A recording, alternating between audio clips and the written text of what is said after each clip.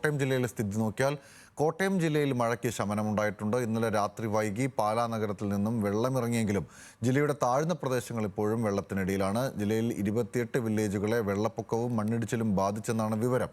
26 ദുരിതാശ്വാസ ക്യാമ്പുകളിലായി 567 ആളുകളാണ് നിലവിലുള്ളത്. പയ്യാനിത്തോട്ടത്തിൽ ഉരുൾപൊട്ടലിൽ മരിച്ച അമ്മയുടെയും മകൻ്റെയും മൃതദേഹം നടപടികൾ പൂർത്തിയാക്കി ബന്ധുക്കൾക്ക് കൈമാറുകയും ചെയ്യും. പാലായിൽ നിന്നും ജോയ്മോനും കോട്ടയത്തെ സമഗ്ര വിവരങ്ങളുമായി അജിത് ബാബുവും നമ്മളോടൊപ്പം ചേരും. ആദ്യം ജോയിലേക്കാണ്. ജോയ്, പാലയെ സംബന്ധിച്ചിടത്തോളം സമാനതകളില്ലാത്ത അല്ലെങ്കിൽ മുൻപൊന്നും കണ്ടിട്ടില്ലാത്ത തരത്തിൽ വെള്ളപ്പൊക്ക കെടുതി കഴിഞ്ഞ ദിവസമുണ്ടായി. ഇപ്പോൾ പാലായുടെ സ്ഥിതി എങ്ങനെയാണ്?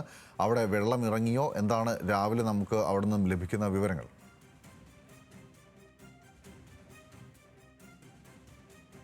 കഴിഞ്ഞ ദിവസങ്ങളിൽ കണ്ടതിൽ വെച്ച് ഏറ്റവും അധികം കനത്ത മഴയിൽ ഏറ്റവും അധികം നാശനഷ്ടം അല്ലെങ്കിൽ വലിയ വെള്ളക്കെട്ടുണ്ടായ ഒരു പ്രദേശമാണ് പാലാ ടൗൺ. ഇപ്പം നമ്മൾ നിൽക്കുന്നതായാലും പാലാ ടൗണിലെ KSRTC സ്റ്റാൻഡിൻ്റെ പരിസരത്താണ്. ഇന്നലെ ഞാൻ നിൽക്കുന്ന ഈ ഭാഗങ്ങളിൽ തന്നെ ആയാലും ഇന്നലെ ഈ കാണുന്ന പ്രദേശങ്ങളിലൊക്കെ അരയാൾ പൊക്കം, അതായത് അരയാൾ പൊക്കം വരെ ഉണ്ടായിരുന്ന സ്ഥലങ്ങളായിരുന്നു ഇവിടെ. കടകളിലും, അതായത് ചുറ്റും ഇരുഭാഗത്തുമുള്ള കടകളിലുമൊക്കെ അരയാൾ പൊക്കത്തിൽ വെള്ളം കയറുന്ന ഒരു സാഹചര്യമൊക്കെ ഉണ്ടായിരുന്നു. പക്ഷേ ഇപ്പോൾ ഈ വെള്ളം ഇന്നലെ രാത്രിയോടുകൂടി മഴ ശമിച്ചതോടുകൂടി വെള്ളം ഇറങ്ങി തുടങ്ങി. മീനച്ചിലാറിലെ ജലനിരപ്പിലായാലും ചെറിയ ഒരു കുറവ് രേഖപ്പെടുത്തുന്നുണ്ട്. അതിൻ്റെ ഭാഗമായി തന്നെ ആയാലും ഈ പാലാ ടൗണിലടക്കം ഉണ്ടായിരുന്ന വെള്ളക്കെട്ട് പയ്യെ ഒഴിഞ്ഞു തുടങ്ങി എന്നാണ് നമുക്ക് മനസ്സിലാക്കാൻ സാധിക്കുന്നത്. അപ്പോൾ നമ്മൾ ദൃശ്യങ്ങൾ കാണുന്ന പോലെ തന്നെയായാലും ഈ പ്രദേശങ്ങളിലായാലും ഈ ചുറ്റുപാടുകളുള്ള കടകളിലൊക്കെ ആയാലും ഇന്നലെ വലിയ തോതിൽ വെള്ളം കയറിയിരുന്നു.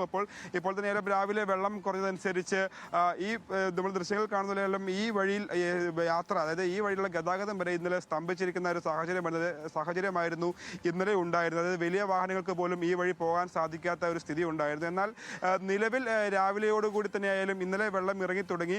അതിൻ്റെ ഭാഗമെന്നോണം രാവിലെ ആയാലും വലിയ രീതിയിൽ വെള്ളം ഈ ടൗണുകളിൽ നിന്ന് ഉൾവലിഞ്ഞിട്ടുണ്ട്. അപ്പോൾ അതിൻ്റെ ഭാഗമായി തന്നെ ഭാഗികമായി ഗതാഗതം ഒക്കെ പുനഃസ്ഥാപിക്കപ്പെട്ടിട്ടുണ്ട്. നമുക്കറിയാം, വെള്ളത്തിലൂടെ ആയാലും സ്കൂട്ടറുകളും അതുപോലെ തന്നെ കാറുകൾക്കുമൊക്കെ കടന്നു പോകാൻ കഴിയുന്ന ഒരു സാഹചര്യമുണ്ട്.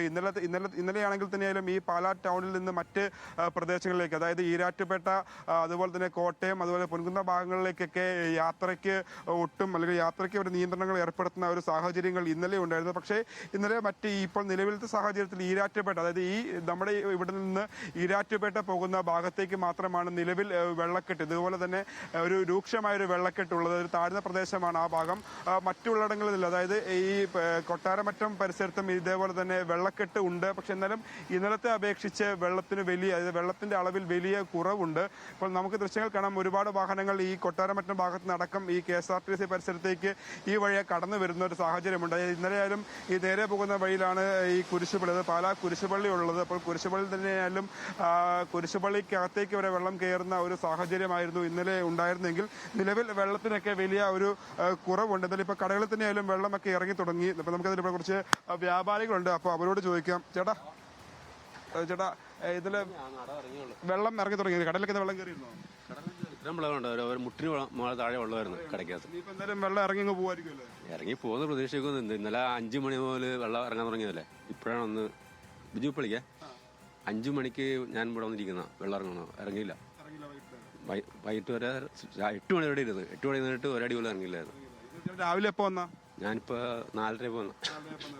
സാധനങ്ങൾക്ക് കേടുപാടുകളോ കാര്യങ്ങളൊക്കെ സാധനം കേടുപാടുന്നില്ല. നമ്മളിപ്പോ വെള്ളപ്പൊക്കം വരുന്നത് ഇപ്പൊ 10-12 പ്രാവശ്യമായി ഇവിടുത്തെ. ഇതുപോലൊരു വെള്ളപ്പൊക്കം അല്ലെങ്കിൽ 2018 വന്ന വെള്ളപ്പൊക്കം തന്നെയാണ് ഇപ്പോഴും ഉണ്ടായത്. അത്രയും തന്നെ വെള്ളം. 2012 ഇത്രയും വരെ വെള്ളം ഉണ്ടായിരുന്നു. അത്രയും വെള്ളം ഇപ്പോഴും. ബാക്കി പ്രദേശങ്ങളിലൊക്കെ വെള്ളം ഇറങ്ങി തുടങ്ങി? ഇല്ല, ഇവിടെ ഇറങ്ങി തുടങ്ങിയിട്ടില്ല ഇപ്പൊ വെള്ളം. ഇപ്പോഴുണ്ട് ഈ ഒരടി വെള്ളമോ 2 അടി വെള്ളം ഇറങ്ങിയിട്ടുള്ളൂ. ബാക്കിയായാലും മഴ പെയ്തില്ലെങ്കിൽ ഇറങ്ങി പോകുന്ന പ്രതീക്ഷിക്കുന്നു.